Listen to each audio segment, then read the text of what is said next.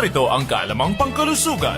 Ang gastritis o ulcer ay isang kondisyon kung saan nagagasgas ang laman o lining ng sikmura dahil sa sobrang acidic o dahil laging nalilipasan ng pagkain. Ang mga payo ng doktor ay umiwas sa maasim at maanghang na pagkain, kumain ng pakonte-konte pero madalas sa isang araw, kumain ng saging at tinapay, at uminom ng konting tubig bawat 20 minuto. Maliban dyan, meron pang mga dagdag na payo sa ulcer tulad ng umiwas sa alak at sigarilyo. Ang alak ay nakakabutas ng tiyan lalo na kung iinom ka ng walang laman ang tiyan. Ang sigarilyo naman ay nakasisira rin sa baga at tiyan. Limitahan ang pag-inom ng pain relievers. Ito ay inumin lamang pagkatapos kumain. Kailan dapat kumonsulta sa doktor? Kapag may dugo ang dumi o matindi talaga ang sakit ng tiyan. At kung may hinala tayong may iba pang sakit ang pasyente tulad ng sakit sa puso, appendicitis at sakit sa abdo. Lenny Wong Olivo, NDBC, Bida, Balita.